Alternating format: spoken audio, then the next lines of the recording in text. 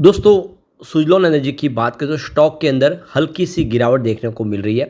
लेकिन इसके बीच में जीएसटी के अंदर बहुत बड़ी राहत मिली है। जो सरकार का फैसला है वो सुजलॉन के लिए काफ़ी फ़ायदेमंद साबित हो सकता है। यहाँ पे 2-3 बड़ी अपडेट निकल के आ रही है जिनको हम एक-एक करके डिस्कस करने जा रहे हैं। रिन्यूएबल सेक्टर में आप देखें तो बहुत सारा नया निवेश आया है। ये इशारा कर रहा है कि ग्रीन एनर्जी सेक्टर में इस समय प्राइवेट प्लेयर और सरकार की तरफ से पूरा सहयोग दिया जा रहा है, लगातार इन्वेस्टमेंट बढ़ाया जा रहा है। ऐसे में उम्मीद है कि इस सेक्टर से संबंधित कंपनियों को बहुत बेनिफिट होगा। तो सुजलॉन एनर्जी इस सेक्टर की एक लीडर कंपनी है जो विंड एनर्जी सेक्टर में सबसे बड़ी कंपनी है इंडिया की और ग्लोबल मार्केट में भी काम करती है। शेयर की प्राइस भले नीचे हो लेकिन इसका फ्यूचर काफ़ी ब्राइट दिखाई दे रहा है। तो यहाँ पे इन सारी अपडेट को समझेंगे और जीएसटी के माध्यम से क्या बेनिफिट होने वाला है उसको समझेंगे इस वीडियो के माध्यम से।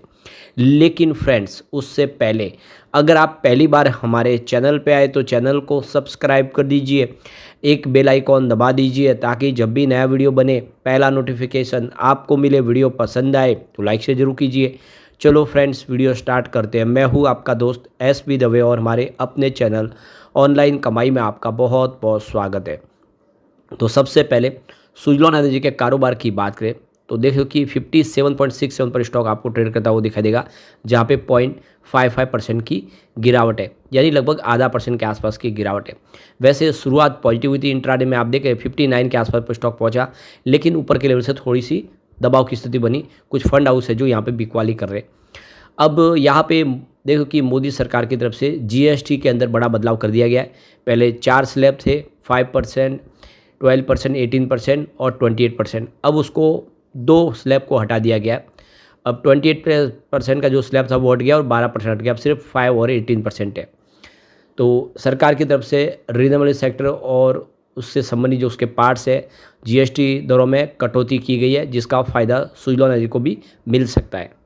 तो इस फैसले के तहत बायोगैस प्लांट, सोलर पावर आधारित उपकरण, solar power generator, wind mills, wind operated electricity generator और waste to energy plants, solar lamp, इसके अलावा ओशन वेव्स और टाइडल वेव्स एनर्जी के जो उपकरण है, फोटोवोल्टिक है, इन सब के अंदर टैक्स की दरों में कमी की गई है, जिसका फ़ायदा आप देख सकते हो कि सोलर सेक्टर और विंड सेक्टर दोनों को ही होने जा रहा है। तो निवेशकों और एक्सपर्टों का मानना है कि जीएसटी दरों में कटौती से सुजलॉन जैसी कंपनियों को लागत में कमी के साथ साथ उत्पादन और निर्माण में तेज़ी लाने में मदद मिलेगी। इस वजह से जो उनकी कंपटीशन और मजबूत हो पाएगी, बाज़ार में उनकी पकड़ और मजबूत हो पाएगी। सुजलॉन एनर्जी के पास इस समय करंट लेवल पे देखें तो ऑर्डर बुक बहुत मजबूत है और इसके पीछे वजह इनकी जो हाई मैन्युफैक्चरिंग कैपेबिलिटी, कंपनी एकदम आप देखो कि लेटेस्ट टेक्नोलॉजी के माध्यम से बहुत ही शानदार विंड टर्बाइन का निर्माण करती है, जिससे कस्टमर बेस उनका काफ़ी अच्छा है। बड़े बड़े कॉरपोरेट हाउस है जो इनके साथ जुड़े हुए, अब जिससे वह नई जीएसटी नीति का भी पूरा लाभ उठा सकते हैं। इससे कंपनी के प्रॉफिट मार्जिन में सुधार होगा और कारोबारी परिणाम भी बेहतर होंगे, यानी आने वाला समय और बेहतर होगा ये सरकार के नए फैसले के साथ। सुजलॉन एनर्जी के अध्यक्ष निरंजन हीरानंदानी ने कहा है कि इस जीएसटी कटौती से न केवल कंपनी बल्कि देश के एनर्जी सेक्टर को भी लॉन्ग टर्म बेनिफिट होगा, जो भारत को स्वच्छ और सतत ऊर्जा की दिशा में आगे बढ़ाएगा। तो देख सकते हो कि सरकार ने जीएसटी जो थी रिन्यूएबल एनर्जी सेक्टर के ऊपर 12% थी, उसको घटा के 5% कर दिया है, जिसमें solar cells, biogas plant, wind mill equipment शामिल है। तो सोलर और विंड दोनों ही सेक्टर को बहुत बड़ी राहत दे दी है, जिससे आने वाले समय इनकी इनपुट कॉस्ट घट जाएगी। तो central board of indirect tax and custom की तरफ से जो एक नोटिफिकेशन है जिसमें ये कहा गया है कि सरकार रिन्यूएबल सेक्टर को प्रमोट करना चाहती है, उसको सपोर्ट देना चाहती है, इसीलिए ये बड़ा फैसला किया गया है। अब जैसे कि ग्रीन हाइड्रोजन का ज़माना आ गया है, फ्यूल जो नया होगा पेट्रोल डीजल की जगह लेगा, तो बिल्कुल देख सकते हो कि आने वाले समय जो व्हीकल होंगे वो ग्रीन हाइड्रोजन के माध्यम से चलेंगे। तो ग्रीन हाइड्रोजन को बनाने में सबसे जो बड़ा योगदान है वो सोलर और विंड एनर्जी का ही है, जिसको पानी में गुजारने के बाद हमें ग्रीन हाइड्रोजन मिलता है। तो एक बड़ा नया बाज़ार खुल चुका है। बहुत सारे देश है जो ग्रीन हाइड्रोजन खरीदने को तैयार है। इंडिया आने वाले 2030 तक ग्रीन हाइड्रोजन का एक्सपोर्ट का हब बनने जा रहा है। तो सरकार ने ये फैसला इसलिए लिया है क्योंकि जो पीएलआई स्कीम लाई गई थी सोलर मॉड्यूल सेल्स और दूसरे जो कंपोनेंट्स है उसके ऊपर, वो अपने टारगेट को अचीव नहीं कर पाए जून में, जिसकी वजह से सरकार ने ये एक्स्ट्रा जो बेनिफिट देने का फैसला किया है। तो आप देख सकते हो कि सरकार के पीएलआई स्कीम के बावजूद भी उतनी तेज़ी नहीं आ रही थी। ऐसे में इस जीएसटी को कट करना अब लोगों को यहाँ पे निवेश करने के लिए प्रेरित करेगा। एक और जो बड़ा फैसला किया है वो रिन्यूएबल सेक्टर को और तेज़ी से आगे बढ़ाएगा, वो है कोल। कोल के ऊपर अगर आप जीएसटी देखें तो पहले 5% थी, जो अब 18% कर दी गई है। यानी एक तरफ तो जीएसटी घटाई गई है, आप देख सकते हो कि रिन्यूएबल एनर्जी सेक्टर को, दूसरी तरफ जो कोल बेस्ड पावर प्लांट है उसके ऊपर जीएसटी को बढ़ा दिया गया है, जिससे अब इसके अंदर जो सीधी बात है कि कोल बेस्ड पावर प्लांट की जो खर्च है वो बढ़ जाएगा और रिन्यूएबल सेक्टर का खर्च घटेगा, जिससे लोग ज़्यादा से ज़्यादा जो अब रिन्यूएबल एनर्जी को इस्तेमाल करना शुरू करेंगे। ये सरकार की मंशा भी है कि पॉल्यूशन फ्री इलेक्ट्रिसिटी का निर्माण हो, और इसके लिए सबसे बड़े जो सोर्स है वो सोलर और विंड है। तो बिल्कुल सरकार की जो मंशा के हिसाब से ये आने वाला जो समय होगा वो काफ़ी बेहतर होगा सुज़लोन जैसी कंपनियों के लिए।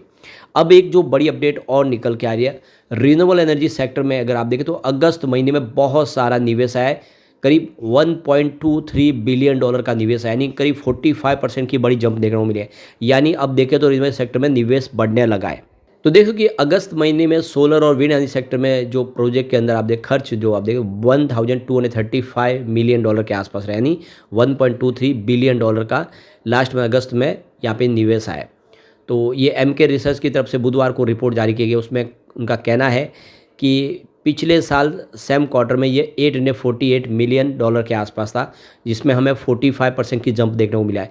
यानी बहुत सारा निवेश आना शुरू हो चुका है रिन्यूएबल एनर्जी सेक्टर में। तो बहुत अच्छी गुड न्यूज़ है, लगातार अब बहुत सारी कंपनियों के पास काफ़ी सारे प्रोजेक्ट आ रहे हैं और निवेश लगातार बढ़ रहा है। ऐसे में हम कह सकते हैं कि इस सेक्टर में आने वाले समय एक ज़बरदस्त तेज़ी की संभावना बनने लगी है। एक और जो बड़ी रिपोर्ट निकल के आ रही है, इंडिया के अंदर ग्रीन एनर्जी के अंदर बूम आया और ऐसे में 5 कंपनियां जिसको बहुत सारा बेनिफिट हो सकता है, उसमें सबसे ऊपर है Suzlon energy. Suzlon energy wind turbine निर्माण करने वाली इंडिया की सबसे बड़ी कंपनी है, जो अब हाइब्रिड प्रोजेक्ट भी कर रही है, यानी सोलर विंड और एनर्जी स्टोरेज का कॉम्बिनेशन। और कंपनी आफ्टर सर्विस भी प्रोवाइड करती है लाइफ टाइम। तो इसकी वजह से सुज़लोन के अंदर बहुत सारी संभावना है।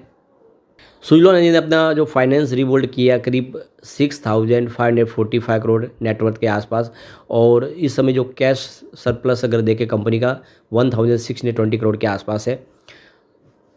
इसके अलावा बैंकिंग लाइन्स देखें तो 7000 करोड़ के आसपास है। कंपनी ने देखिए 444 मेगावाट की ऑलरेडी देख सो कि प्रोडक्ट सप्लाई कर दिए। ऑर्डर बुक 5.7 गीगावाट तक पहुंच चुकी है। S140 पर विंड टर्बाइन में कंपनी ने बहुत ही बेहतर प्रदर्शन किया है। ये सबसे लो कार्बन एमिशन करने वाली विंड टर्बाइन है जो काफ़ी पॉपुलर हो रही है। तो अब काफ़ी इनकी जो कैपेसिटी है 4.5 गीगावाट मैन्युफैक्चरिंग कैपेसिटी पहुंच चुकी है, और ऐसे में आप देख सकते हो कि कंपनी के लिए फ्यूचर बहुत ब्राइट है। और इस वजह से भी यहाँ पे मार्केट एक्सपर्ट कह रहे हैं कि ये स्टॉक आने वाले समय बेहतर है, क्योंकि सरकार ने ALMM स्कीम लाई है जिसके तहत सिर्फ लोकल मैन्युफैक्चरिंग प्रोडक्ट को ही मंजूरी मिलेगी। जैसे में सुज़लोन इससे इस कंपनी में सबसे आगे है, वो लोकल मैन्युफैक्चरिंग करती है। नंबर 2 पे आइनॉक्स विंड है, जिसको भी बड़ा फ़ायदा होगा विंड टर्बाइन निर्माण की। ये भी एक सोलर के सुज़लोन के बाद नंबर 2 की कंपनी है, इसके लिए भी बेनिफिट है। नंबर 3 पे टाटा पावर कंपनी लिमिटेड है। टाटा पावर भी रिन्यूएबल सेक्टर में तेज़ी से आगे बढ़ रही है। इलेक्ट्रिक EV व्हीकल में कंपनी चार्जिंग स्टैब्लिश कर रही है, पॉइंट बहुत सारे लगा रही है, और सोलर मॉड्यूल निर्माण कर रही है, सोलर सेल्स का निर्माण कर रही है कंपनी, और इसीलिए इसको भी बड़ा बेनिफिट होगा। नंबर 4 पे देखें तो Sterling and Wilson renewable energy है, जो कंपनी आप देखें EPC प्रोजेक्ट करती है, और एक देखो कि सोलर सेक्टर की मजबूत कंपनी है, काफ़ी अच्छा बिजनेस है जिसको फ़ायदा हो सकता है। नंबर 5 पे वारी एनर्जी से, और आप देखिए अभी रिसेंटली ही इसने बाज़ार में लिस्टिंग दी है। काफ़ी अच्छी कंपनी 1990 में बनी हुई, और काफ़ी बहुत सारे प्रोजेक्ट करती है। इनकी 10 गीगावाट की मॉड्यूल कैपेसिटी है और 5.4 गीगावाट की सेल कैपेसिटी है, और लगातार नए प्लांट के माध्यम से कैपेसिटी बढ़ा रहे हैं, जो उसको फ़ायदा देखने को मिलेगा। अब इनको कंपेयर एक बार करें तो देख सकते हो कि यहाँ पे सुज़लोन एनर्जी जिसका EV/EBITDA देखें तो 35.8x है, और 10 ईयर का EV/EBITDA मीडियन देखें तो 23.8x का है। आइनॉक्स विंड जिसका EV/EBITDA देखें तो 26.6x है, और 10 ईयर का 8x है। टाटा पावर की बात करें EV/EBITDA 11.2x है, जबकि 10 ईयर का 9.3x है। स्टर्लिंग एंड विल्सन रिन्यूएबल की बात करें तो 18.3x का EV/EBITDA इस समय करंट, और 10 ईयर की बात करें 4.2x के आसपास है। वारी एनर्जीज की बात करें 23.5x का EV/EBITDA आपको देखने को मिलेगा करंट लेवल पे। 10 ईयर के हिसाब से देखें तो 32.6 का x का आप देखें EV/EBITDA है। तो कुल मिला के सुज़लोन हर तरह से मजबूत है, और भले ही समय स्थिति दबाव में हो, लेकिन आने वाले समय अब सरकार का जो फैसला है जीएसटी कम करने का, सुइलोन को बहुत फ़ायदा पहुंचा सकता है। लेकिन फ्रेंड्स, कोई भी इन्वेस्टमेंट करने से पहले अपने फाइनेंशियल एडवाइजर से एडवाइस ले लें या अपना खुद का रिसर्च करें, क्योंकि मैंने वीडियो आपके एजुकेशनल पर्पज़ के लिए ही बनाया। वीडियो पसंद आए तो लाइक से जरूर कीजिए, चैनल को सब्सक्राइब कर दीजिए। Thank you friends.